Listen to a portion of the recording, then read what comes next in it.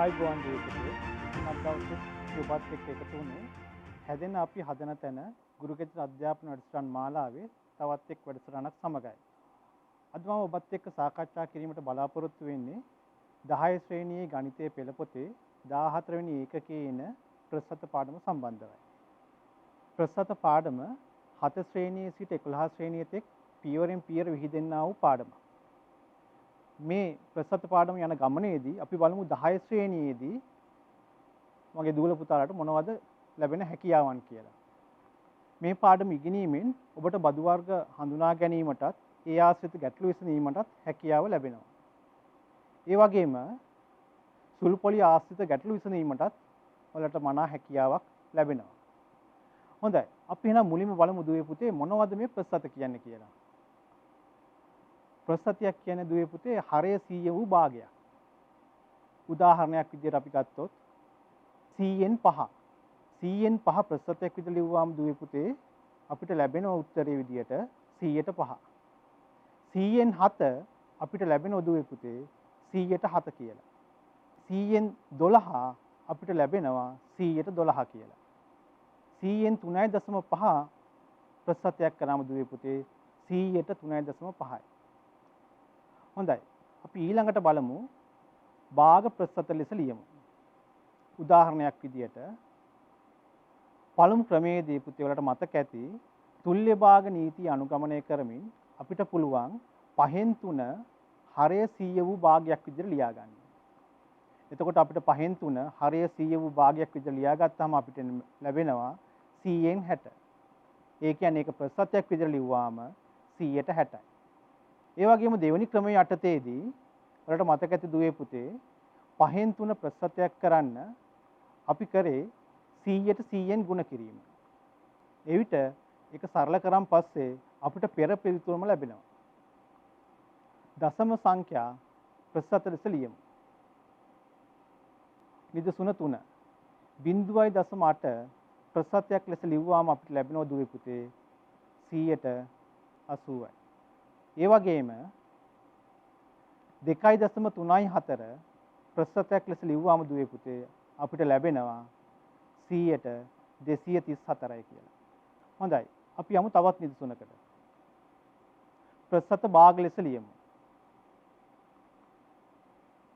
නිදසුන 5 100ට 60 භාගයක් ලෙස ලිවීමේදී අපි මුලින්ම දුවේ පුතේ 60 ගුණ කිරීම 100න් 1.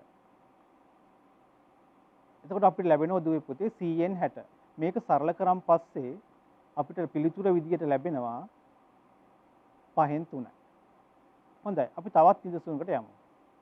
100ට 2.5න් 4 අපි භාගයක් විදියට ලියමු. මේකත් ඉහත පරිදිම 100න් 1න් ගුණ කිරීමෙන් ඔබට ලැබෙනවා පිළිතුර විදියට දුවේ පුතේ 250න් 7. හොඳයි. අපි ඊළඟට තවත් කොටසකට යමු. ප්‍රසත දශම සංඛ්‍යා ලෙස ලියමු. හොඳයි. අපි ඒකත් නිදසුනක් බලමු. 100ට 24. දැන් දුවේ පුතේ ඔයාලා දන්නවා 100ට 24 කියන්නේ 100න් 24. මේ දශම සංඛ්‍යාවක් කරාම අපිට ලැබෙන පිළිතුර විදියට 0.24. 100ට 3.8. 100ට 3.8 දශම සංඛ්‍යාවක් ලෙස ලියූ විට අපිට ලැබෙනවා 0.038. හොඳයි. එහෙනම් අපි තවත් කොටසකට යමු. දී ඇති ප්‍රමාණයක් තවත් ප්‍රමාණයක ප්‍රසතයක් ලෙස ලියමු. දී ඇති ප්‍රමාණයක් තවත් ප්‍රමාණයක ප්‍රසතයක් ලෙස ලියමු. මේකෙත් අපි නිදසුන් කීපයක් සාකච්ඡා කරමු. රුපියල් 50ක් රුපියල් 500ක ප්‍රසතයක් ලෙස දක්වන්න. රුපියල් 50ක් රුපියල් 500ක ප්‍රසතයක් ලෙස දක්වන්න. එහෙනම් දුවේ පුතේ මේකෙදි මුලින්ම රුපියල් 50 රුපියල් 500හි භාගයක් විදියට ලියලා ඒ භාගය 100ට 100න් ගුණ කිරීමෙන් ඒ අදාළ ප්‍රසතය ඔබට ලබා ගන්න පුළුවන්. එතකොට ඔබට පිළිතුර විදියට ලැබෙන දුවේ පුතේ සරල කරයින් පස්සේ 100ට 10යි. හොඳයි. මෙන්න මේ කොටස දී ඇති ප්‍රමාණයකින් තවත් ප්‍රසතයක අගය සොයමු. මේක දුවේ පුතේ අපිට මේ පාඩමේ ඉතාමත් වැදගත් වෙන කොටසක්. අපි නිදසුනක් බලමු. රුපියල් 2000න් 120ක් කොපමණද? මුලින්ම දුවේ පුතේ රුපියල් 2000 ගුණ කිරීම 120. ඒතර ඔයාලා දන්නව දැන් දුවේ පුතේ රුපියල් 2000 100න් 20 ගුණ කිරීම 100න් 20. සරල කරන් පස්සේ අපිට පිළිතුර විදියට ලැබෙනවා දුවේ පුතේ රුපියල් 20 ගුණ කිරීම 20. අවසාන පිළිතුර විදියට අපිට ලැබෙනවා රුපියල් 400යි. හොඳයි දුවේ පුතේ. අපි ඊළඟට සාකච්ඡා කරන්න යන්නේ මේ පාඩමේ එන වැදගත්ම කොටසක්. ඔයාලගේ එදිනෙදා ජීවිතයේදී බහුලවම භාවිතා වෙන දෙයක්. හොඳයි. බදු. මුලින්ම බලමු දුවේ පුතේ මොනවද මේ බදු කියන්නේ කියලා. පවත්නා රජයක් විසින් රටේ පුනරාවර්තන වියදම් පියවා ගැනීම සඳහා මහ ජනතාවගෙන් මුදල් අය කරගන්නවා. එතකොට දුවේ පුතේ මෙන්න මේ අය කරගන්න මුදල් වලට තමයි අපි කියන්නේ බදු කියලා. ඉතින් දුවේ පුතේ මේ බදුත් බොහෝ විට ප්‍රතිශතයක් විදිහට තමයි අය කරගන්නේ. පොදුවේ ගත්තන් පස්සේ බදු මුදල සමාන වෙනවා වටිනාකම ගුණ කිරීම බදු ප්‍රතිශතය. හොඳයි දුවේ පුතේ. අපි මේ බදු ගත්තාම අපිට මේ බදු කාණ්ඩ දෙකකට වෙන් කරන්න පුළුවන්. එකක් තමයි ඍජු බදු. අනිත් එක තමයි වක්‍ර බදු. ඉතින් දුවේ පුතේ මේ ඍජු බදු කියන එක අපිට කාණ්ඩ තුනකට වෙන් කරන්න පුළුවන්.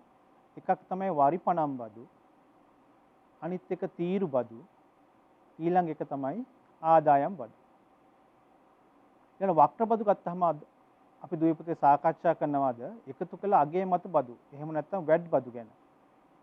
හොඳයි දුවේ පුතේ. අපි බලමු මොනවද මේ වරිපණම් බදු කියන්නේ. වරිපණම් බදු කියන්නේ මහනගර සභා, නගර සභා හා ප්‍රාදේශීය සභා මගින් අදාළ බල ප්‍රදේශ තුල පිහිටා තියෙන නිවාස, ඉඩකඩම්, එහෙම නැත්නම් ව්‍යාපාරික ස්ථාන මෙන්න මේවෙන් රැස් කරගන්නවා බදු මුදල්. මෙන්න මේ රැස් කරගන්න බදු මුදල් වලට තමයි දුවේ පුතේ අපි කියන්නේ වරිපණම් බදු කියලා. හොඳයි. අපි බලමු මේ වරිපණම් බදු මුදල් රැස් කරගන්නේ කොහොමද කියලා. දැන් ඔයාලා දන්නවා දුවේ පුතේ නිවාස වලින් ඊළඟට ඉඩකඩම් වලින් එහෙම නැත්නම් ව්‍යාපාරික ස්ථාන වලින් බදු මුදල් රැස් කරගන්නවා. එතකොට රජයේ තක්සේරු දෙපාර්තමේන්තුවේ නිලධාරීන් මෙන්න මේ ස්ථාන වලට පැමිණෙනවා. පැමිණිලා මේ ස්ථානවල වාර්ෂික වටිනාකම තක්සේරු කරනවා. තක්සේරු කරන් පස්සේ අන්නේ වටිනාකමින් යම් ප්‍රතිශතයක් වරිපණම් බදු විදිහට අය කරගන්නවා. එතකොට මේ වරිපණම් බදු අපිට ක්‍රම දෙකකට ගෙවන්න පුළුවන්. එකක් තමයි වර්ෂයකට එකවරක් ගෙවන්නත් පුළුවන්. එහෙම නැත්නම් මේ වරිපණම් බදු මුදල් ගෙවන්න පුළුවන් කාර්තු වශයෙන්. කාර්තුවක් කියන්නේ දුවේ පුතේ මාස 3ක කාලයක්. ඒතර මතක තියාගන්න දුවේ පුතේ අවුරුද්දකට කාර්තු 4ක් තියෙනවා. හොඳයි. දැන් මේ බදු මුදල් රැස් කරගන්නවනේ. දැන් ඔයාලට ප්‍රශ්නයක් ඇති මේ බදු මුදල් රැස් කරගෙන මොනවද කරන්න කියලා.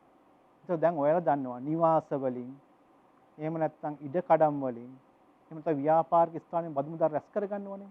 මේ රැස් කරගත්ත බදු මුදල් වලින් ඒ අදාළ බල ප්‍රදේශය තුළ ජීවත් වෙන මහ ජනතාව වෙත විවිධ පහසුකම් ලබා දෙනවා. අපි බලමු මේ පහසුකම් මොනවද කියලා.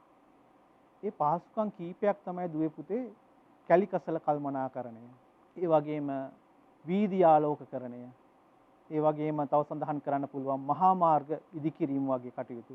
ඒ වගේ කීපයක්. හොඳයි. අපි තවත් පැහැදිලි කරගන්න මේ සම්බන්ධයෙන් ගැටලු කීපයක් සාකච්ඡා කරමු. හොඳයි. ඔයාලගේ ප්‍රායෝගික ගැටලු කීපයක් තමයි මම මේකදී සාකච්ඡා කරන්න බලාපොරොත්තු වෙන්නේ. මොකද ඔයාලගේ නිවෙස්වල දෙමාපියොත් වරිපණම් බදු ගෙවනවා. ඔයාලා තාත්තා ව්‍යාපාරික ස්ථානයක් කරනවා නම් ඒ ස්ථානෙත් වරිපණම් බදු ගෙවනවා. හොඳයි. ඔයාලගෙන් සමහරලාට ඔයාලට පුළුවන් ඔයාලගේ දෙමාපියන්ගෙන් ඒ අදාළ රිසිට් පත් ඉල්ල ගන්න. හොඳයි. අපි බලමු පළවෙනි ගැටලුව. වාර්ෂික වටිනාකම රුපියල් 40000ක් ලෙස තක්සේරු කර ඇති නිවසක් සඳහා 108ක වාර්ෂික වරිපණම් බදු මුදලක් අය කෙරේ. පළවෙනි කොටසෙන් අපෙන් අහනවා වාර්ෂික වරිපණම් බදු මුදල ගණනය කරන්න. දෙවෙනි කොටසෙන් අහනවා අපෙන් දුවේ පුතේ කාර්තුවකට ගෙවිය යුතු බදු මුදල ගණනය කරන්න. හොඳයි.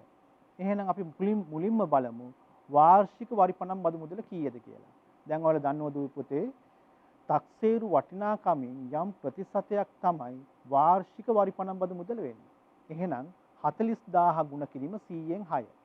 ඒතකොට අපිට මේක සරල කරාම ලැබෙනවා පිළිතුර විදියට රුපියල් 400 ගුණ කිරීම 6. ඒ කියන්නේ අවසාන පිළිතුර විදිහට අපිට ලැබෙනවා රුපියල් 2400ක්. එතකොට දුවේ පුතේ වාර්ෂිකව අපිට ගෙවන්න ඕන බදු මුදල වෙන්නේ එහෙම නැත්නම් වරිපණම් බදු මුදල වෙන්නේ රුපියල් 2400යි. දැන් අපි දෙවෙනි කොටසට යමු. දෙවෙනි කොටසේ තියෙන්නේ කාර්තුවකට ගෙවිය යුතු වරිපණම් බදු මුදල. එතකොට දුවේ පුතේ ඔයාලා දන්නවා කාර්තුවක් කියන්නේ මාස 3ක කාලයක්. එහෙනම් අවුරුද්දකට කාර්තු 4ක් තියෙනවා. එහෙනම් එක කාර්තුවකට එන මුදල බලන්න අපි 2400 බෙදන්න ඕන 4. අපිට පිළිතුර විදියට ලැබෙනවා රුපියල් 600. හොඳයි. මේ වගේම රසවත් ගැටලුවක් අපි ඊළඟට බලමු. හොඳයි. ඊළඟ ගැටලුව දිහා බලන්නකෝ. ප්‍රාදේශීය සභා බල ප්‍රදේශයක පිහිටි නිවසක් සඳහා වාර්ෂික තක්සේරු වගය රුපියල් 40000ක් වූ අතර ඒ සඳහා අය කරන වරිපණම් බදු මුදල කාර්තුවකට රුපියල් 750කි. පළවෙනි කොටසෙන් දුවේ පුතේ අපෙන් අහනවා වාර්ෂික වරිපණම් බදු මුදල ගණනය කරන්න. ඒ වගේම දෙවෙනි කොටසෙන් අහනවා වරිපණම් බදු මුදලේ ප්‍රතිශතය කොපමණද කියලා. හොඳයි. එහෙනම් අපි මුලින්ම බලමු වාර්ෂික වරිපණම් බදු මුදල. එහෙනම් ඔයාලා දන්නවා වර්ෂයකට තියෙනවා කාර්තු 4ක්. එහෙනම් වාර්ෂික වරිපණම් බදු මුදල වෙන්නේ රුපියල් 750 ගුණ කිරීම 4. එතකොට අපිට ලැබෙන පුතේ පිළිතුර විදියට රුපියල් 3000යි. එහෙනම් වාර්ෂික වරිපණම් බදු මුදල වෙන්නේ රුපියල් 3000යි. හොඳයි. දැන් අපි දෙවෙනි කොටසට යමු. දෙවෙනි කොටසේ අහන්නේ දුවේ පුතේ වරිපණම් බදු ප්‍රතිශතය.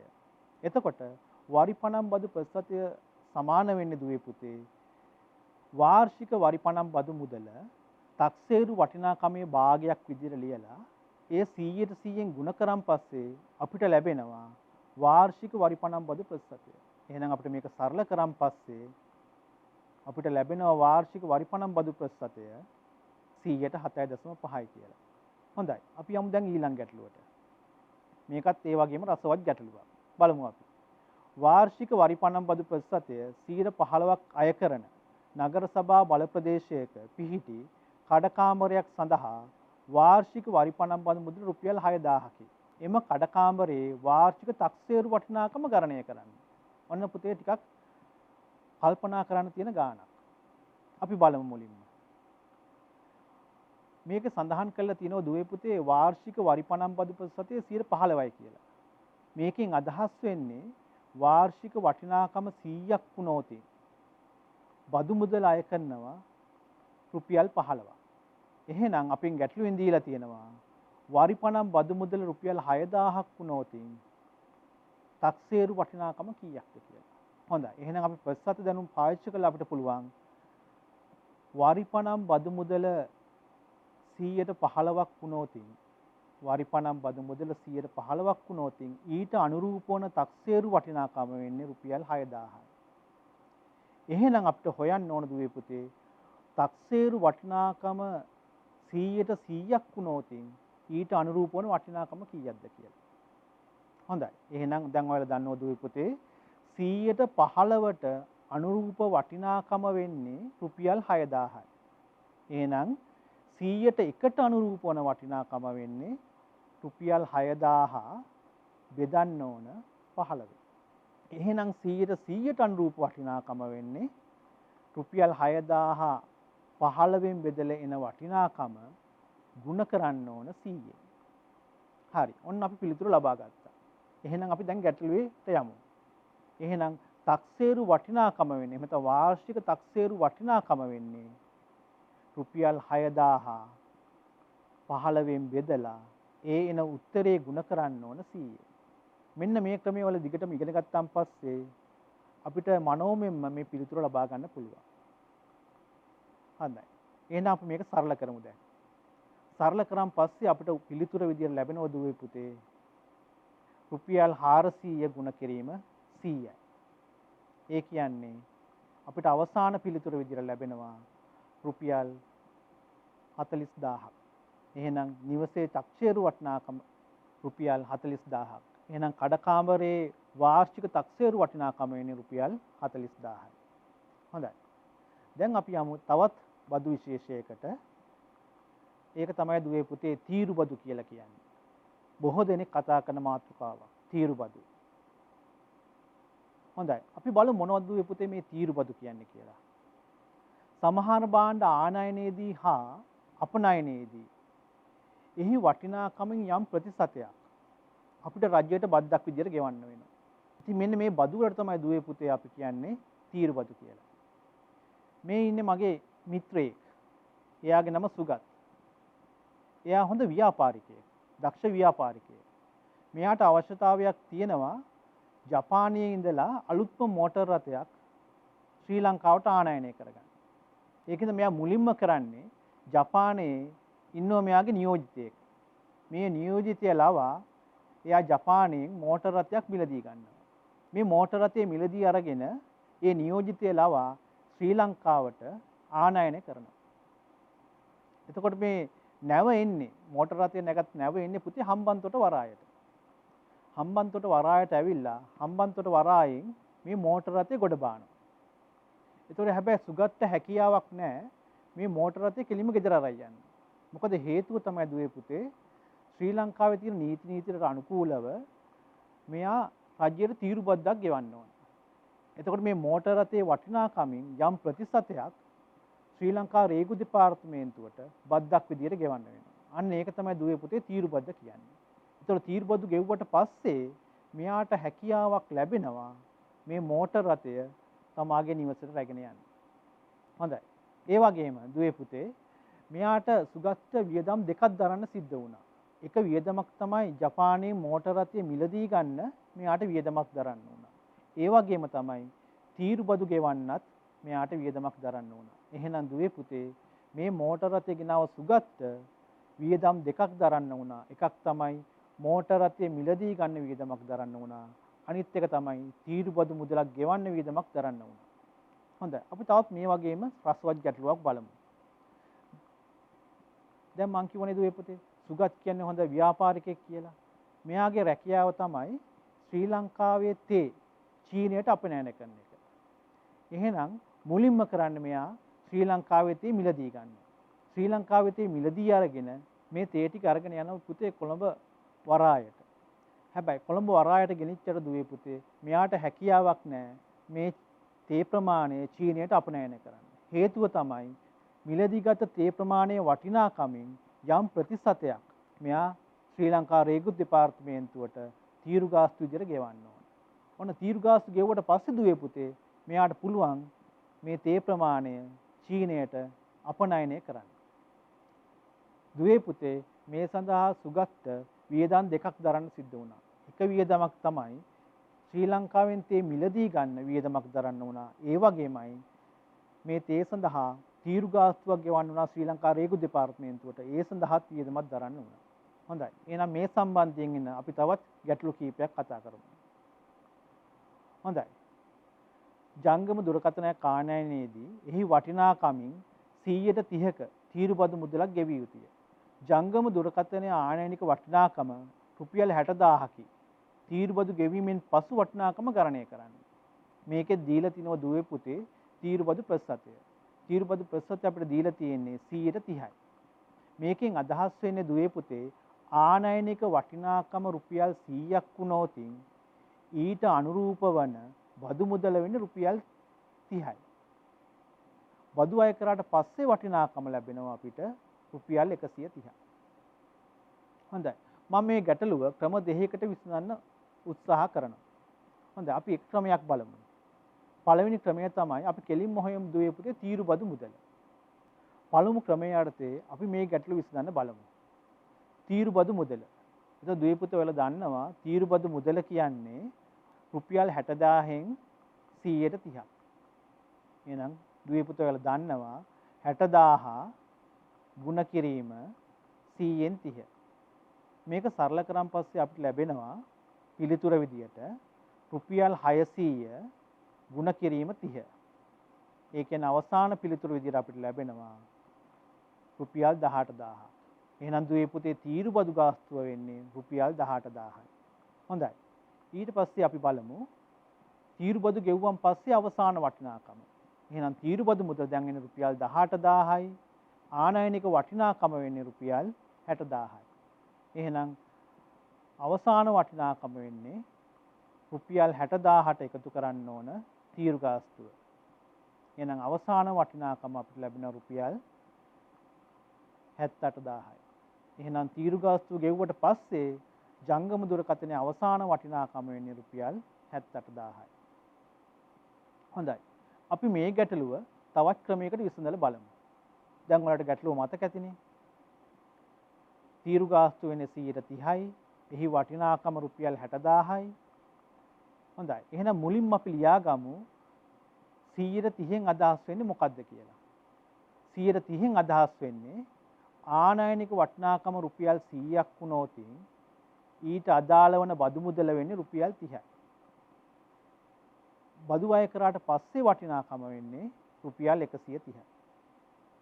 එහෙනම් අපිට දැන් ගැටලුවේ දීලා තියෙනවා ආනයනික වටිනාකම රුපියල් 60000යි. එහෙනම් අපිට දැන් හොයන්න ඕන බදු අය කළාට පස්සේ වටිනාකම.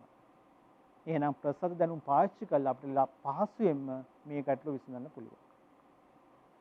එහෙනම් 100ට අනුරූප වටිනාකම වෙන්නේ දුවේ පුතේ රුපියල් 60000යි. එහෙනම් අපිට හොයන්න ඕන 100ට 130ට අනුරූප වන වටිනාකම කීයද කියලා. 100ට අනුරූප වන වටිනාකම රුපියල් 60000යි.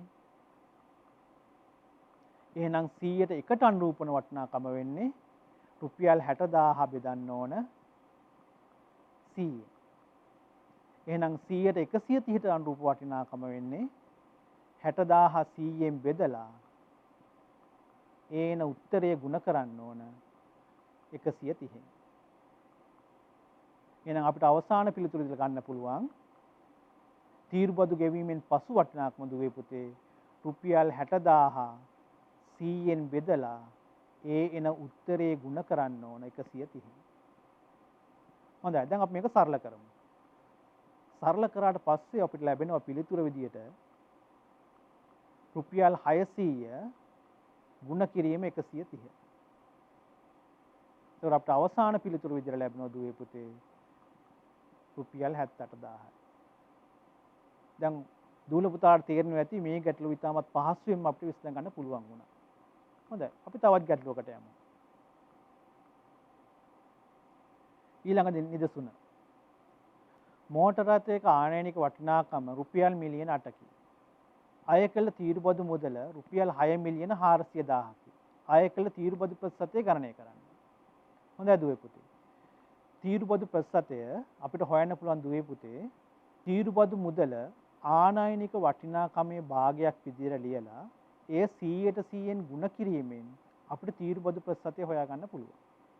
හොඳයි. එහෙනම් අපි ගැටලුවට යමු. තීරුබදු ප්‍රතිශතය සමාන වෙනවා තීරුබදු මුදල උනේ දුවේ පුතේ 6 මිලියන 400,000යි. ආනයනික වටිනාකම උනේ මිලියන 8යි. එහෙනම් තීරුබදු මුදල ආනයනික වටිනාකමේ භාගයක් විදිහට ලියාගෙන ඒක 100ට 100ෙන් ගුණ කරාම අපිට තීරුබදු ප්‍රතිශතය හොයාගන්න පුළුවන්. එහෙනම් අපි දැන් මේක සරල කරමු. ඔයාලට මේක පාස්සියෙන්ම සරල කරන්න පුළුවන්. එතකොට අපිට පිළිතුර විදිහට ලැබෙනවා දුවේ පුතේ 180යි. හොඳයි. අපි මේ වගේම තවත් ගැටලුවකට යමු. යතුරුපැදියක් ආනයනයේදී අය කළ තීරුබදු ප්‍රතිශතය 140කි. තීරුබදු අය කිරීමෙන් පසු වටිනාකම රුපියල් 420,000ක් වූයේ නම් යතුරුපැදියේ ආනයනික වටිනාකම ගණනය කරන්න. හොඳයි. මේ ගැටලුවත් අපි පහසුවෙන්ම විසඳමු. මේ ගැටලුවේ දීලා තියෙනවා අය කළ තීරුබදු ප්‍රතිශතය 140යි කියලා. මේන් අදහස් වෙන්නේ දුවේ පුතේ ආනයනික වටිනාකම රුපියල් 100ක් වුණොත් තීරුබදු මුදල වෙන්නේ රුපියල් 40යි. තීරුබදු අය කිරීමෙන් පසු වටිනාකම අපිට ලැබෙනවා රුපියල් 140යි. එහෙනම් ගැටලුවේ සඳහන් වෙන්නේ තීරුබදු අය කිරීමෙන් පසු වටිනාකම රුපියල් 420,000යි. එහෙනම් අපිට හොයන්න තියෙන්නේ ආනයනික වටිනාකම. එහෙනම් 100ට 140ට අනුරූප වන වටිනාකම වෙන්නේ රුපියල් 420,000යි. එහෙනම් 100ට 100ට අනුරූප වන වටිනාකම අපි දැන් හොයමු. එහෙනම් දුවේ පුතේ ඔයාලා දන්නවා දැන් 100ට 140ට අනුරූප වන වටිනාකම වෙන්නේ රුපියල් 420,000යි. එහෙනම් 100ට 1ට අනුරූප වන වටිනාකම වෙන්නේ රුපියල් 420,000 බෙදන්න ඕන 140. එහෙනම් 100ට 100ට අනුරූප වන වටිනාකම රුපියල් 420,000 140න් බෙදලා ඒන උත්තරේ ගුණ කරන්න ඕන 100.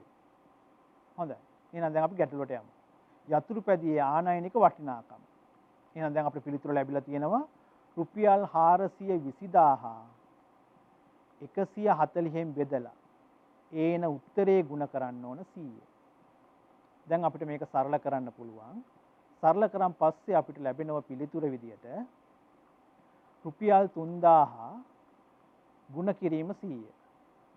ඒ කියන්නේ අවසාන පිළිතුර විදියට අපිට ලැබෙනවා රුපියල් 300,000යි. එහෙනම් යතුරුපැදියේ ආනයනික වටිනාකම වෙන්නේ රුපියල් 300,000යි. හොඳයි දුවේ පුතේ. ඔන්න ඊළඟට අපි තවත් බදු විශේෂයකට යමු. මේකත් ඉතාමත් වැදගත් බදු විශේෂයක් ආදායම් බදු. හොඳයි අපි මුලින්ම බලමු දුවේ පුතේ මොනවද මේ ආදායම් බදු කියන්නේ. කිසියම් පුද්ගලයෙකු ලබන වාර්ෂික ආදායම කිසියම් සීමාවක් ඉක්මවන විට ඒ සඳහා රජයට බද්දක් අය කරගන්නවා. ඒතර මේ අය කරන බදු වලට තමයි අපි දුවේ පුතේ අපි කියන්නේ ආදායම් බදු කියලා. හොඳයි. මම මෙතෙන්දි පොඩි කතාවක් කියන්නම්. මේ ඉන්නේ නිමල්. මේ ඉන්නේ කමල්. මේ ඉන්නේ විමල්. මේ තුන් දෙනාගේ වාර්ෂික ආදායම් අපි ප්‍රස්ථාරකේ නිරූපණය කරමු. මෙතෙන්දී රජයේ දේශීය ආදායම් දෙපාර්තමේන්තුව විසින් ආදායම් සීමාවක් පනවලා තියෙනවා. මම ඒ සීමාව ඉස්සෙල් ලකුණු කරන්නම්. ඒක රුපියල් 500,000යි. හොඳයි අපි නිමල්ගේ ආදායම් බලමු. නිමල්ගේ ආදායම ප්‍රස්ථාරගත කරාම අපිට ලැබෙනවා රුපියල් 500,000ට වඩා අඩු මුදලක්. ඒක නිසා නිමල් රජයට ආදායම් බදු ගෙවන්න අවශ්‍ය නැහැ. මොකද ඔහුගේ ආදායම් සීමාව ඉක්ම ගියේ නැහැ. දැන් අපි කමල්ගේ ආදායම් බලමු. කමල්ගේ ආදායම ප්‍රස්ථාරගත කරාට පස්සේ අපිට රතු එළියක් නිකුත් වෙනවා. ඒකට හේතුව තමයි දුවේ පුතේ කමල්ගේ ආදායම රුපියල් 500,000 ඉක්මවලා. එහෙනම් මෙයා ඒ වැඩි වෙච්ච ආදායමට රජයට බදු මුදලක් ගෙවන්න වෙනවා. එතකොට මෙයාට මේ බදු මුදල ගෙවන්න වෙන්නේ දේශීය ආදායම් දෙපාර්තමේන්තුවට. ඒකට අපි කියන පුතේ ආදායම් බදු කියලා. අපි ඊළඟට විමල්ගේ ආදායමත් බලමු. විමල්ගේ ආදායම් ප්‍රස්ථාරයෙන් නිරූපණය කරාට පස්සේ එයාටත් රතු එළියක් නිකුත් වෙනවා. මොකද එයාගේ ආදායම් සීමාවත් රුපියල් 500,000 ඉක්මවල ගිහිල්ලා. එහෙනම් විමලුත් ඒ වැඩි වෙච්ච ආදායමින් යම් ප්‍රතිශතයක් රජයට බදු විදියට ගෙවන්න ඕන. එහෙනම් විමල්ටත් සිද්ධ වෙනවා දේශීය ආදායම් දෙපාර්තමේන්තුවට එයාට අදාළ ආදායම් බදු මුදල ගෙවන්න. හොඳයි. මේ වගුවෙන් දැක්වෙන්නේ දුවේ පුතේ දේශීය ආදායම් බදු දෙපාර්තමේන්තුව 2011 වර්ෂයේ සිට ක්‍රියාත්මක කරන ආදායම් බදු ගණනය කරන ආකාරය දැක්වෙන වගුවක්. මේ වගුවේ දැක්වෙනවා දුවේ පුතේ පළමු ලක්ෂ 5 ආදායම් බද්දෙන් නිදහස්. ඊළඟ ලක්ෂ 5ට 104ක බද්දක් ගෙවන්න ඕන. ඊට පස්සේ ලක්ෂ 5 කොටස් වලට ඒ අය කරන ආදායම් බදු ප්‍රමාණය වලට පැහැදිලිව පේනවා ඇති වෙනස් වෙන ආකාරය. හොඳයි. අපි මේක තවත් පැහැදිලි කරගන්න ගැටලු කීපයකට යමු. පුද්ගලයෙකුගේ වාර්ෂික ආදායම රුපියල් 587,000ක් නම් එම වර්ෂය සඳහා ඔහු විසින් රජයට ගෙවිය යුතු ආදායම් බද්ද ගණනය කරන්න. හොඳයි දුවේ පුතේ.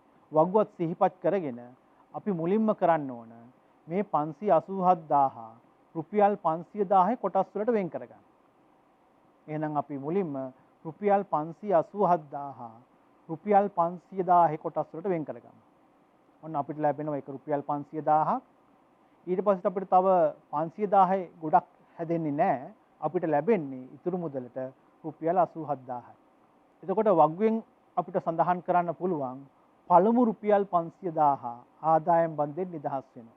ඊළඟට තියෙන රුපියල් 500,000ට හෝ ඉන් කොටසකට 104ක බදු ගෙවන්න ඕන. එහෙනම් මෙයා ගෙවන්න ඕන රුපියල් 87,000ට පමණයි බදු ගෙවන්න ඕන. හොඳයි. එහෙනම් අපි මුලින්ම බලමු. ඔයාලා දන්නවා දැන් රුපියල් 500,000 පළමු රුපියල් 500,000 ආදායම් බද්දෙන් නිදහස්. එහෙනම් 104 ගානේ අය කරන බදු ප්‍රමාණය බලමු. ඒක රුපියල් 87,000 ගුණ කරන්න ඕන 104ෙන්. එතකොට අපිට මේක සරල කරාම ලැබෙනවා පිළිතුර විදියට දුවේ පුතේ රුපියල් 870 ගුණ කිරීම 4. ඒතර අවසාන පිළිතුර විදියට ලැබෙනවා අපිට රුපියල් 3480. එහෙනම් මේ පුද්ගලයා රජයට ගෙවන්න ඕන ආදායම් බදු ප්‍රමාණය වෙන්නේ රුපියල් 3480. හොඳයි. අපි ඊළඟට තවත් ගැටලුවකට යමු. මේක ටිකක් ලොකු ආදායමක්. හොඳයි. ගැටලුව බලමු අපි.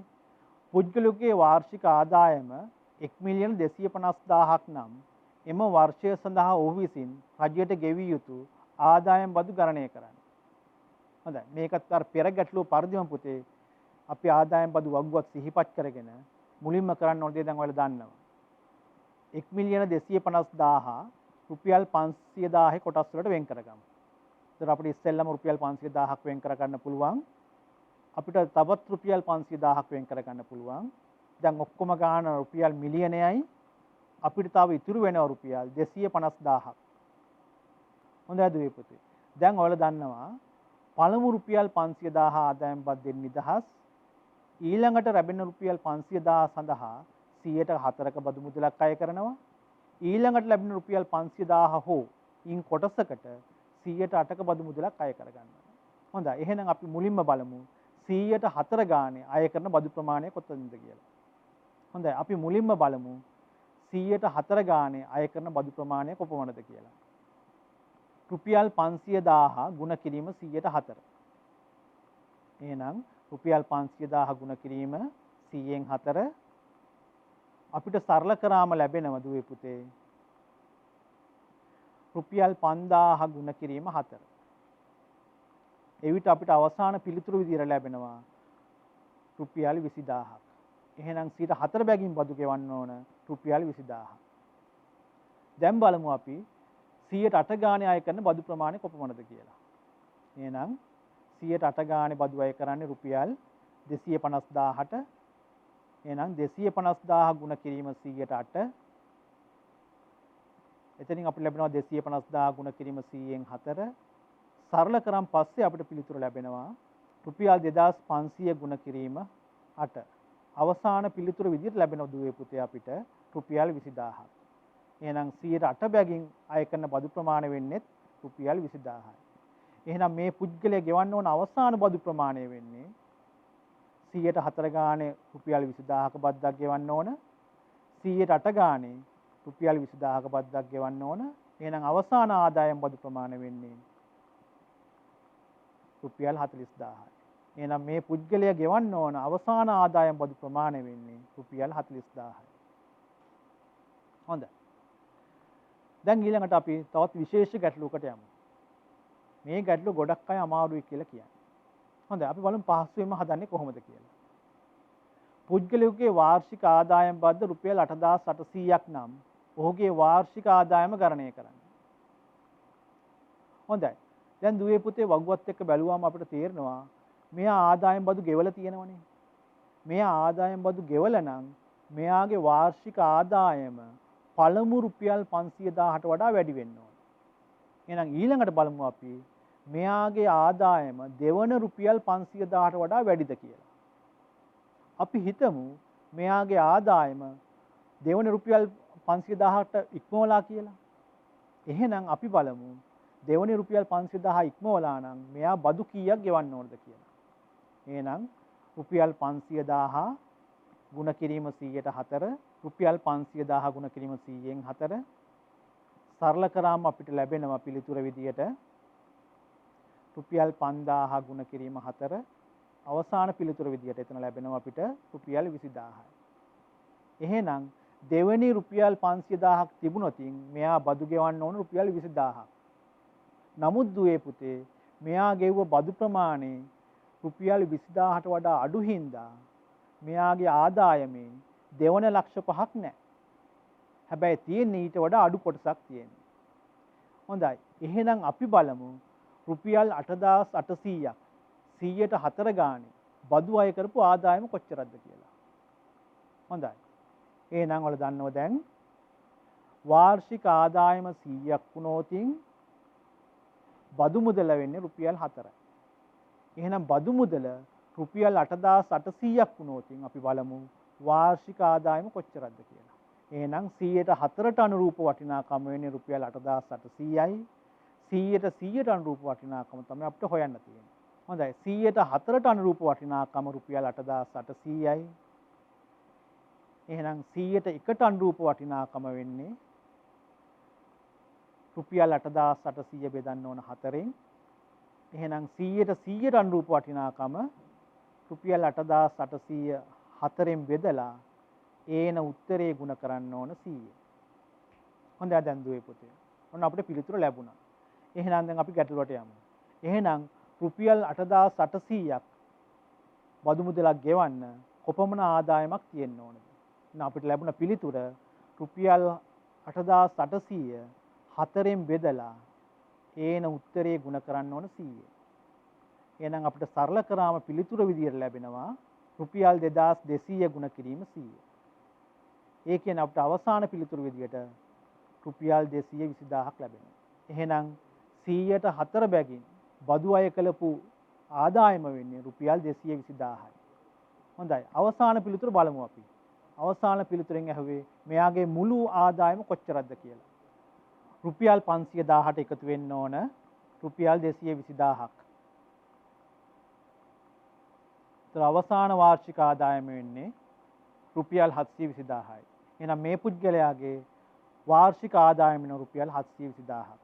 අපි දැන් යමු ඊටමත් වැදගත් කොටසක් තවත් එකතු කළ අගය මත බදු. එහෙම නැත්නම් අපි මේකට කියන වැඩ් බදු කියලා. හොඳයි මුලින්ම බලමු දුවේ පුතේ මොනවද මේ වැඩ් බදු කියන්නේ? කිසියම් භාණ්ඩයක් මිලදී ගැනීමේදී හෝ සේවාවක් ලබා ගැනීමේදී එහි වටිනාකමින් යම් ප්‍රතිශතයක් බදු ලෙස අය කරනවා. මෙන්න මේ අය කරන බදු වලට තමයි දුවේ පුතේ අපි කියන්නේ එකතු කළ අගය මත බදු. එහෙම නැත්නම් වැඩ් බදු කියලා. හොඳයි. අපි මේකිනුත් තවත් ගැටලු කීපයක් බලමු. පුද්ගලයෙකුගේ මාසික දුරකථන ගාස්තුව රුපියල් 2800කි. ඒ සඳහා 108ක එකතු කළ අගය මත බද්දක් අය කරනු ලැබේ. බදු සහිත මාසික දුරකථන ගාස්තුව ගණනය කරන්න. මේකත් මම ක්‍රම දෙකකට හදන්න උත්සාහ කරනවා. අපි බලමු පළවෙනි ක්‍රමය. අය කරන ලද වැඩ් බදු ප්‍රමාණය සමාන වෙන්නේ රුපියල් 2800 ගුණ කරන්න ඕන 108න්. රුපියල් 2800 ගුණ කිරීම 100න් 8. මේක අපිට සරල කරාම ලැබෙනවා රුපියල් 28 ගුණ කිරීම 8. අපිට අවසාන පිළිතුර විදිහට ලැබෙනවා දුවේ පුතේ රුපියල් 224ක්. එහෙනම් අය කරන ලද වැඩ් බදු ප්‍රමාණය වෙන්නේ රුපියල් 224යි. හොඳයි. ඊළඟට අපි බලමු අවසාන වටිනාකම. එහෙනම් දුරකථන ගාස්තුනේ රුපියල් 2800යි. ඒකට එකතු වෙන්න ඕන වැඩ් බදු ප්‍රමාණය. වැඩ් බදු ප්‍රමාණය උනේ 224යි. එහෙනම් අපිට වැඩ් බදු සමග අවසාන දුරකථන ගාස්තුව වෙන්නේ රුපියල් 3024යි. අපි ඉහත ගැටලුවම අපි තවත් ක්‍රමයකට විසඳමු. ගැටලුව දැන් මතකයිනේ. දුරකථන ගාස්තුව රුපියල් 2800යි. අය කළ වැඩ් බදු ප්‍රමාණය 108යි. දැන් දුවේ පුතේ පුතාලා දන්නවා අය කරපු වැඩ් බදු ප්‍රමාණය 108යි කියලා. මේකෙන් අදහස් වෙන්නේ පෙර වටිනාකම 100ක් වුණොතින් බදු මුදල ගෙවන්න වෙනවා රුපියල් 8ක්. බදු අය කරාට පස්සේ වටිනාකම වෙන්නේ රුපියල් 108යි. හොඳයි. අපිට ගැටලුවේ දීලා තියෙනවා බදු අය කිරීමට පෙර වටිනාකම රුපියල් 2800යි. එහෙනම් අපෙන් ගැටලුවේ අහන්නේ බදු අය කරාට පස්සේ වටිනාකම. එහෙනම් ප්‍රතිශත දැනුම පාවිච්චි කරලා අපිටත් මේ ගාන පහසුවෙන් හදා ගන්න පුළුවන්. එහෙනම් 100ට අනුරූප වන වටිනාකම වෙන රුපියල් 2800යි. 100ට 108ට අනුරූප වටිනාකම තමයි හොයන්න තියෙන්නේ. හොඳයි. එහෙනම් 100ට අනුරූප වටිනාකම රුපියල් 2800යි. එහෙනම් 100ට 1ට අනුරූප වටිනාකම බලන්න අපි රුපියල් 2800 බෙදන්න ඕන 100. එහෙනම් 100ට 108ට අනුරූප වටිනාකම බලන්න රුපියල් 2800 100න් බෙදලා ඒන උත්තරේ ගුණ කරන්න ඕන 108. හොඳයි. එහෙනම් දැන් අපි ගැටලුවට යමු. වැඩ් බදු අය කළ පසු වටිනාකම වෙන්නේ දැන් ඔයාලා දන්නවා රුපියල් 2800 100න් බෙදලා ඒන උත්තරේ ගුණ කරන්න ඕන 108. අපිට දැන් මේක සරල කරන්න පුළුවන්. සරල කරාට පස්සේ අපිට ලැබෙනවා රුපියල් 28 ගුණ කිරීම 108. අවසාන පිළිතුර විදිහට ලැබෙනවා දුවේ පුතේ අපිට රුපියල් 3024යි. හොඳයි. මේ වගේම තවත් ගැටලුවකට අපි යමු. මේකත් ඒ වගේම ගැටලුවක්. හොඳයි. මෝටර රථ සේවා ස්ථානයක් ඔවුන් සපයන සේවාව සඳහා අය කරන ගාස්තුවෙන් 15% එකතු කළ අගය මත බද්දක් අය කරයි. එක්තරා සේවාවක් සඳහා ගෙවූ බිල්පතෙහි මුළු වටිනාකම රුපියල් 5175කි. වැඩබදු රහිත සේවාව සඳහා අය කළ ගාස්තුව සොයන්න. හොඳයි. එහෙනම් මේ ගැටලුවේ සඳහන් කරලා තියෙනවා අය කරන ලද වැඩබදු ප්‍රතිශතය 15%යි. මේන් අදහස් වෙන්නේ පෙර වටිනාකම 100ක් වුණොතින් ඊට අදාළ වන බදු මුදල වෙන්නේ රුපියල් 15යි. බදු අය කළාට පස්සේ වටිනාකම වෙන්නේ රුපියල් 115යි. එහෙනම් බදු අය කළාට පස්සේ වටිනාකම රුපියල් 5175ක් නම් ඊට අදාළ වන පෙර වටිනාකම අහන්නේ. ඒ කියන්නේ බදු අය කිරීමට පෙර වටිනාකම අපෙන් අහන්නේ. මේ ගැටලුවත් අපිට ප්‍රතිශත ගන්න පාවිච්චියෙන් පහසුවෙන්ම හදන්න පුළුවන්.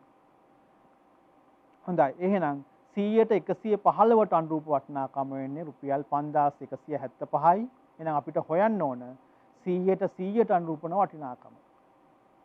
එහෙනම් 100ට 115ට අනුරූප වටිනාකම රුපියල් 5175යි. එතනින් අපිට ලබා ගන්න පුළුවන් 100ට 1ට අනුරූප වටිනාකම රුපියල් 5175 බෙදන්න ඕන 115න්. ඊළඟට 100ට 100ට අනුරූප වටිනාකම් බලන්න රුපියල් 5175 115න් බෙදලා එන උත්තරේ ගුණ කරන්න ඕන 100. හොඳයි. එහෙනම් අපිට පිළිතුර ලැබුණා. එහෙනම් අපි ගැටලුවට යමු.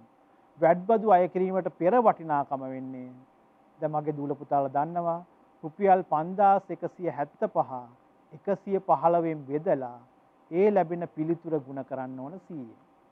එහෙනම් අපිට මේක සරල කරන්න පුළුවන්. සරල කරාට පස්සේ අපිට පිළිතුර විදියට ලැබෙනවා රුපියල් 45 ගුණ කිරීම 100. ඒ කියන්නේ අවසාන පිළිතුර විදියට රුපියල් 4500ක් ලැබෙනවා. එහෙනම් මේ සේවාව ලබා ගැනීමේදී වැඩබදු අය කිරීමට පෙර වටිනාකම වෙන්නේ රුපියල් 4500. හොඳයි. ඊළඟට අපි යමු ඊටමත් වැදගත් කොටසක් පොලිය. දුවේ පුතේ අපි මුලින්ම බලමු මොකද්ද මේ පොලියක් කියන්නේ කියලා. යම් මූල්‍ය ආයතනයක මුදලක් තැන්පත් කළ විට කිසියම් කාලයකට පසුව එම මුදල ලබා ගැනීමේදී අපිට වැඩිපුර මුදලක් ලැබෙනවා. ඒ වගේම යම් මුදලක් ණයට ගත්තන් පස්සේ ඒ ණය මුදල පියවීමේදී අපිට වැඩිපුර මුදලක් ගෙවන්න සිද්ධ වෙනවා. මෙන්න මේ වැඩිපුර ගෙවන මුදලට තමයි දුවේ පුතේ අපි පොලිය කියලා කියන්නේ. හොඳයි. එහෙනම් අපි බලමු මේ පොලිය තයි කරන්න පුතේ ප්‍රතිශතයක් විදියට. මේ ප්‍රතිශතයක් විදිහට අය කරන පොලිය සමහර අවස්ථාවලදී මාසිකව එහෙම නැත්නම් වාර්ෂිකව එහෙම නැත්නම් අර්ධ වාර්ෂිකව විදිහට සඳහන් වෙනවා. ඒ වගේම මේ පොලිය ගණනය කරන ක්‍රම කීපයක් තියෙනවා. පළවෙනි ක්‍රමය තමයි සුළු පොලිය ක්‍රමය යටතේ පොලිය ගණනය කිරීම. දෙවෙනි ක්‍රමය තමයි වැල් පොලිය ක්‍රමය යටතේ පොලිය ගණනය කිරීම. ඊළඟ ක්‍රමය තමයි දුවේ පුතේ හීනවන ශේෂ ක්‍රමය යටතේ පොලිය ගණනය කිරීම. නමුත් අපි 10 පන්තියේදී දූල පුතාලත් එක්ක සාකච්ඡා කරන්න බලාපොරොත්තු වෙන්නේ සුළු පොලිය ක්‍රමය යටතේ පොලිය ගණනය කිරීම. අනිත් කොටස් දෙකම වලට මුණ ගැහෙනවා 11 පන්තියේදී. හොඳයි. දැන් අපි සාකච්ඡා කරමු බලන්න සුළු පොලිය ක්‍රමය යටතේ පොලිය ගණනය කිරීම. මේ ක්‍රමය යටතේ දුවේ පුතේ යම් කිසි කාලයක් සඳහා පොලිය ගණනය කිරීමේදී මුල් මුදල මත පමණක් පදනම් වෙලා පොලිය ගණනය කිරීමේදී සිද්ධ වෙනවා. ඒ කියන්නේ මුල් මුදල මත පමණක් පදනම් වෙලා තමයි පොලිය ගණනය කරන්නේ. එවිට හැම අවුරුද්දකම ලැබෙන්නේ එකම පොලියක්. හොඳයි මේක තවත් අපි පැහැදිලි කරගන්න ගැටලුවකට යමු. හොඳයි. ඊළඟ නිදසුන. රුපියල් 8000ක මුදලක් 110ක වාර්ෂික සුළු පොලිය අනුපාතිකයක් යටතේ ණයටගත් පුද්ගලයෙකු එම ණයෙන් නිදහස් වීමට වසර 3ක් ගත විය. ඔහු ගෙවූ මුළු පොලිය කොපමණද? හොඳයි. අපි මුලින්ම බලමු වසරකට ගෙවූ පොලිය කොපමණද කියලා. එහෙනම් වසරකට ගෙවූ පොලිය වෙන දුවේ පුතේ ණය මුදල වුණේ රුපියල් 8000යි ගුණ කිරීම 100ට 10. රුපියල් 8000 ගුණ කිරීම 100ෙන් 10. සරල කරාට පස්සේ අපිට ලැබෙනවා දුවේ පුතේ රුපියල් 80 ගුණ කිරීම 10. අපිට අවසාන පිළිතුර විදිහට ලැබෙනවා රුපියල් 800. එහෙනම් එක වසරකට ගෙවන්න ඕන පොලිය වෙන්නේ රුපියල් 800. හොඳයි ගැටළු අහනවා අපිට වසර 3කට පසු ගෙවිය යුතු පොලිය. එහෙනම් එක වසරකට ගෙවන්න ඕන පොලිය වෙන්නේ රුපියල් 800යි. වසර 3කට බලන්න අපි රුපියල් 800 ගුණ කරන්න ඕන 3. අපිට ලැබෙනවා අවසාන පිළිතුර විදියට රුපියල් 2400යි. එහෙනම් වසර 3ක් අවසානයේ ණයෙන් නිදහස් වෙන්න මෙයා පොලිය විදියට ගෙවන්න ඕන රුපියල් 2400යි. හොඳයි. අපි තවත් නිදසුනකට යමු. මේ නිදසුනේ සඳහන් වෙන්නේ වාර්ෂික සුළු පොලිය අනුපාතිකය 124ක් යටතේ රුපියල් 90000ක් ණයටගත් නිමල් අවුරුදු 3කට පසු ණයෙන් නිදහස් වීම සඳහා ගෙවිය යුතු මුළු මුදල සොයන්න. හොඳයි. එහෙනම් අපි මුලින්ම හොයමු පළමු වසර සඳහා පොලිය කොච්චරක්ද කියලා. රුපියල් 90000 ගුණ කිරීම 124. එහෙනම් රුපියල් 90000 ගුණ කිරීම 124.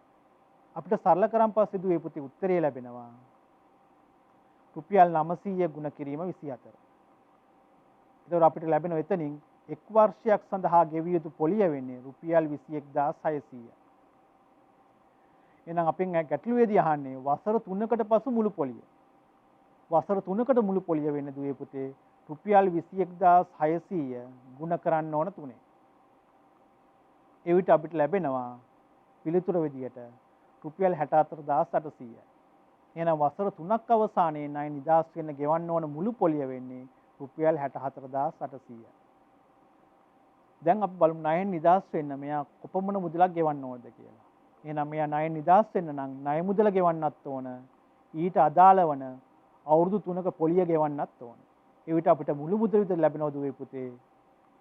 රුපියල් 154800ක්. එහෙනම් වසර 3 අවසානයේ මෙයා ණයෙන් නිදහස් වෙන්න රුපියල් 154800ක් ගෙවන්න ඕන. ඊළඟ ගැටලුව තමයි දුවේ පුතේ වාර්ෂිකව 112ක සුළු පොලියක් ගෙවීමට පොරොන්දුව පිට රුපියල් 10000ක් ණයටගත් පුද්ගලයෙකු මුළු මුදල ලෙස රුපියල් 16000ක් ගෙවීමට සිදුවන්නේ කොපමණ කාලයකට පසුද? හොඳයි මේ ගැටලුවේදී අපෙන් අහන්නේ කාලය. හොඳයි. එහෙනම් අපි බලමු ඉස්සෙල්ලා වසරකට ගෙවූ පොලිය කොච්චරද කියලා. එහෙනම් වසරකට ගෙවූ පොලිය දැන් ඔයාලා හොයන්න දන්නවා. රුපියල් 10000 ගුණ කිරීම 112. සුළු කරන් පස්සේ අපිට ලැබෙනව දුවේ පුතේ රුපියල් 100 ගුණ කිරීම 12. ඒ කියන්නේ රුපියල් 1200යි. එහෙනම් එක වසරකට ගෙවන්න ඕන පොලිය වෙන්නේ රුපියල් 1200යි. දැන් ඊළඟට බලමු මෙයා පොලිය වශයෙන් කොච්චර මුදලක් ගෙවලාද කියලා. එහෙනම් ගෙවූ පොලිය හොයන්න නම් අපිට කරන්න ඕන දේ තමයි පුතේ එයා අවසානයේ ගෙවලා තියෙන රුපියල් 16000ක් ණය මුදල උනේ 10000යි. එහෙනම් ඒ දෙක අතර වෙනසෙන් තමයි අපිට වැඩිපුර ගෙවන මුදල. එහෙම නැත්නම් පොලිය හොයාගන්න පුළුවන් වෙන්නේ. අපිට ලැබෙන ඔයාගේ මුළු පොලිය රුපියල් 6000යි. එහෙනම් ගත වූ වසර ගණන හොයන්න නම් රුපියල් 6000 බෙදන්න ඕන එක වසරක පොලියෙන්. එවිට අපිට ලැබෙනවා පුතේ අවුරුදු 5. එහෙනම් මෙයා මේ ණය මුදල පියවන්න අවුරුදු 5ක කාලයක් අරගෙන තියෙනවා. හොඳයි අපි ඊළඟ නිදසුනට යමු. සුළු පොලියට ණයටගත් රුපියල් 15000ක් සඳහා අවුරුදු 2කට පසු ගෙවීමට සිදු වූ මුළු පොලිය රුපියල් 3000ක් වූයේ නම් අය කර ඇති වාර්ෂික සුළු පොලිය අනුපාතිකය සොයන්න. අපි මුලින්ම බලමු වසර 1කට ගෙවූ පොලිය කොපමණක්ද කියලා. දැන් අවුරුදු 2කට ගෙවූ මුළු පොලිය වෙන්නේ රුපියල් 3000යි. එහෙනම් එක වසරකට ගෙවූ පොලිය බලන්න 3000 බෙදන්න ඕන 2. ඒතර එක වසරක් සඳහා පොලිය ලැබෙනවා අපිට රුපියල් 1500. එහෙනම් සුළු පොලිය අනුපාතිකය සමාන වෙන්නේ දුවේ පුතේ වසරක පොලිය ණය මුදලේ භාගයක් විදියට ලියලා ඒක 100%න් ගුණ කරන් පස්සේ අපිට ලැබෙනවා පොලිය අනුපාතිකය. එහෙනම් වසරක පොලිය උනේ රුපියල් 1500යි ණය මුදල රුපියල් 15000යි. මේක ප්‍රතිශතයක් කරන්න අපි 100%න් ගුණ කරනවා. ඒකට සරල කරන් පස්සේ අපිට පිළිතුර විදියට ලැබෙනවා 110යි. එහෙනම් අය කර ඇති සුළු පොලිය අනුපාතිකය වෙන්නේ 110යි. හොඳයි අපි තවත් ගැටලුවකට යමු. හොඳයි බලමු මේ ගැටලුව මොකක්ද කියලා. වාර්ෂික සුළු පොලිය අනුපාතිකය 10%කට ලබාගත් ණය මුදලක් සඳහා වර්ෂ 5කට පසු ගෙවීමට සිදු වූ මුළු මුදල රුපියල් 75000ක් නම් ණයටගත් මුදල ගණනය කරන්න. හොඳයි දුවේ පුතේ. අපි මුලින්ම බලමු සුළු පොලිය අනුපාතිකයෙන් අදහස් වෙන දේ. මේකෙන් අදහස් වෙන දුවේ පුතේ ණය මුදල රුපියල් 100ක් වුණොතින් වර්ෂයකට ගෙවන්න ඕන සුළු පොලිය වෙන්නේ රුපියල් 10යි.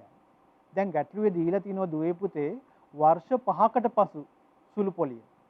එහෙනම් වර්ෂ 5කට පසු සුළු පොලිය වෙන්නේ රුපියල් 50යි. එහෙනම් වර්ෂ 5කට පසු ගෙවිය යුතු අවසාන මුදල වෙන්නේ දැන් ගෙවිය යුතු මුළු මුදල වෙන්නේ රුපියල් 150යි. එහෙනම් ගැටලුවේ සඳහන් කරලා තියෙනවා වර්ෂ 5කට පසු ගෙවූ මුළු මුදල රුපියල් 75000ක් නම් ණය මුදල කීයද කියලා. හොඳයි මේ ගැටලුවත් අපිට ප්‍රසත දැනුම් භාවිතයෙන් ඉතාමත් පහසුවෙන් හදන්න පුළුවන්. 100ට 150ට අනුරූප වටිනාකම වෙන්නේ රුපියල් 75000ක් නම් අපිට හොයන්න ඕන 100ට 100ට අනුරූප වටිනාකම රුපියල් කීයද කියලා. 100ට 150ට අනුරූප වටිනාකම රුපියල් 75000යි. එහෙනම් 100ට 1ට අනුරූප වටිනාකම වෙන්නේ රුපියල් 75000 බෙදන්න ඕන 150න්. එහෙනම් 100ට 100ට අනුරූප වටිනාකම වෙන්නේ රුපියල් 75000 150න් බෙදලා ඒ ලැබෙන පිළිතුර ගුණ කරන්න ඕන 100. හොඳයි. එහෙනම් අපි ගැටලුවට යමු. එහෙනම් ගැටලුවේ අපිට අහන්නේ මුළු මුදල රුපියල් 75000ක් ගෙවීමට සිදුවන ණය මුදල කීයද කියලා. එහෙනම් අපිට පිළිතුර ලැබිලා තියෙනවා දුවේ පුතේ රුපියල් 75000 150න් බෙදලා ඒ ලැබෙන උත්තරේ ගුණ කරන්න ඕන 100. සරල කරන් පස්සේ අපිට ලැබෙනවා දුවේ පුතේ පිළිතුර විදියට රුපියල් 500 ගුණ කිරීම 100. ඒ කියන්නේ දුවේ පුතේ අපිට ලැබෙනවා රුපියල් 50000. හොඳයි දුවේ පුතේ. අද අපි ඔයාලත් එක්ක සාකච්ඡා කරේ 10 ශ්‍රේණියේ ඔයාලගේ පෙළ පොතේ ප්‍රතිශත සම්බන්ධ පාඩම. දැන් ඔයාලට පුළුවන් මේ පෙළ පොතේ 14 වෙනි එක අභ්‍යාසය හා 14 වෙනි දෙක අභ්‍යාසය යෙදෙන්න. ඒ සඳහා ගැටළු වෙන්නම් ඔබේ පන්ති භාර ගණිත ගුරුතුමාගෙන් උදව් ලබාගෙන ඔබට පුළුවන් මේ සම්බන්ධ දැනුම ඔයාලගේ වැඩි කරගන්න. හොඳයි එහෙමනම් අපි නැවතත් මේ වගේම ගුරුගෙදර අධ්‍යාපන වැඩසටහන් මාලාවකින් නැවත හමු වෙමු. හැමෝටම ආයුබෝවන්.